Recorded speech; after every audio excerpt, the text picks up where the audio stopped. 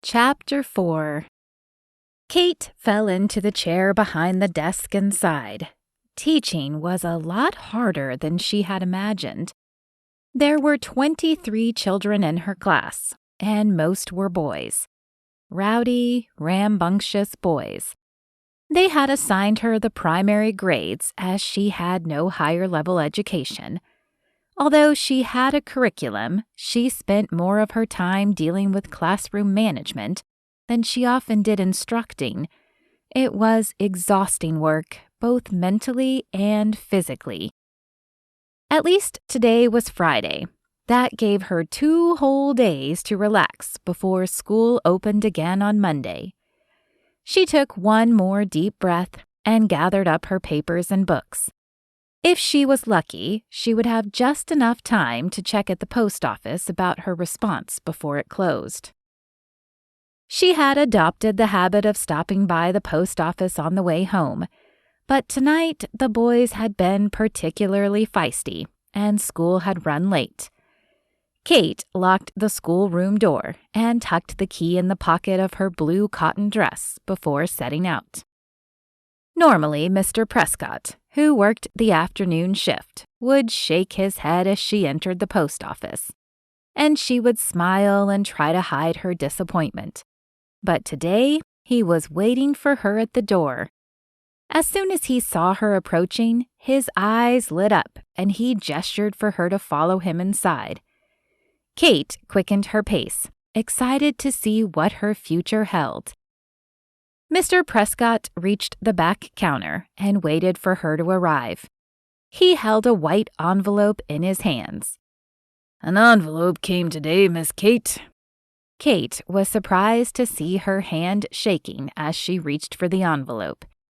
She thought that she had made peace with whatever the decision would be, but suddenly her mouth was dry and her heart beat erratically in her chest. She turned the envelope over and slid one finger under the seal.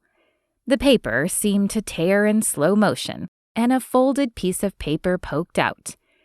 Kate pulled it out, unfolded it, and scanned the words. "Dear Ms. Whidby, I would be delighted to have you come to Lisbon, Texas to be my wife. You sound like a woman who could handle herself in the West. I have enclosed a ticket for the 3rd Friday in April. I look forward to meeting you soon. Mr. Bill Easterly." Bill Easterly. Now she had a name and a place. She wished she had more than that, but she had agreed to leave this in God's hands. She had to trust that since Mr. Easterly had accepted her, that it was God's will for her to marry him. "Did you receive what you were hoping for?" Mr. Prescott didn't know the entire story, but Kate figured he must be curious about her daily visits. "I did. I answered a mail-order bride advertisement, and this response contains his agreement and a ticket." She held the small stub out. "I suppose I am moving to Texas." Kate had thought she would feel excitement at the news, but the only emotion she could pinpoint was shock. This was actually happening. The thought that perhaps she should have corresponded more with him flooded her mind. But her uncomfortable living situation had hastened the process. "Thank you, Mr. Prescott," she said, refolding the paper and tucking it in her pocket beside the school key.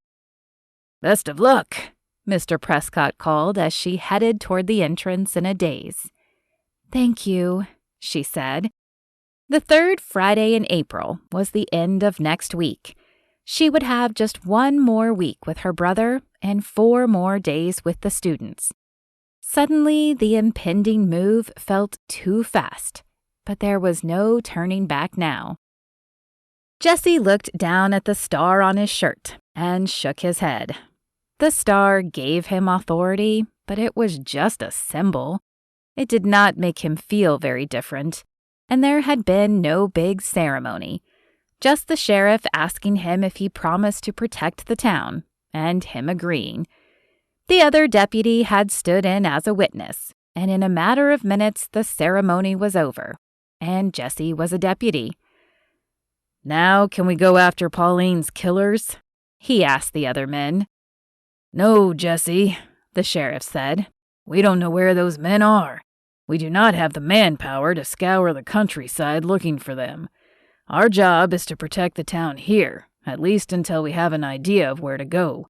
Then we can form a posse and go after them. Jesse wanted to argue. He wanted to tear out of the room, mount Molly, and go in search of the robbers himself. But as he looked at the two other men in the room, he realized they also had people important in their lives. Wives and sons and daughters. As much as he wanted to avenge Pauline's death, he also did not want anyone else feeling the pain he did at this moment. Fine, he said with a sigh, and a mental promise to never stop searching for the men responsible in his own time. What do we do now, then? We take turns patrolling. Jeb Green, the other deputy, said. He had salt and pepper streaks through his hair similar to the sheriff's, and a weathered face to match. Jeb was one of the Green brothers who had been part of the original settlement of the town. That sounds fine, Jesse said with a curt nod. Where should I patrol? We have a rotation, the sheriff said, pointing to a scribbled list on the wall. One person stays here to watch any prisoners and be ready in case anyone in town needs help. The other two patrol the town borders. We lost Dixon yesterday in the bank robbery, but with the addition of you, Jesse, there are still 3 of us. Jesse glanced at the other men, and guilt filled his conscience. In his grief over Pauline, he had forgotten Dixon had been killed as well, and these men were probably upset too. Jeb, why don't you take Jesse and show him the patrol route, the sheriff continued. I will hold down the fort here. Jesse nodded, though he wondered if there was a better way, as the patrols yesterday hadn't stopped the robbery or the killings from happening. He followed Jeb out to where their horses were tied up. With a swift motion, he untied the reins and then swung up and mounted Molly, who had been a gift from his mother the summer before she died. Pale and sickly, his mother had never fully adjusted to the rigor of the West and had caught a fever 10 years ago and never recovered. While his father had been broken, Jesse had been even more so. And when he was old enough, he had left the small town in East Texas and traveled further west, stopping in Sage Creek when he found a job and the possibility of owning his own land. After a year of working with a rancher on the outskirts of town, mending his fences and wrangling his cattle, he had earned enough to buy a small piece of land of his own. A year later, he had met Pauline, who, without knowing it, had inspired him to start his own ranch. It hadn't been easy, but he now had enough livestock to make a decent living. Unfortunately, he no longer had Pauline to share that life with. It isn't a perfect system, Jeb said, as he led the way out of town. But we ride in a slow circle around the town, paying closest attention to the road to Lisbon and the road from Belleville, as that is where this pack of bandits seems to come from most often. Yesterday we rode together, but after what happened, I'm going to suggest we each take half of the perimeter. Perhaps that will make it harder for them to sneak past us. All right, Jesse said with a succinct nod. He knew the likelihood of the men hitting again today was small, but he hoped they would be stupid enough to try it, and that he'd be the one they crossed.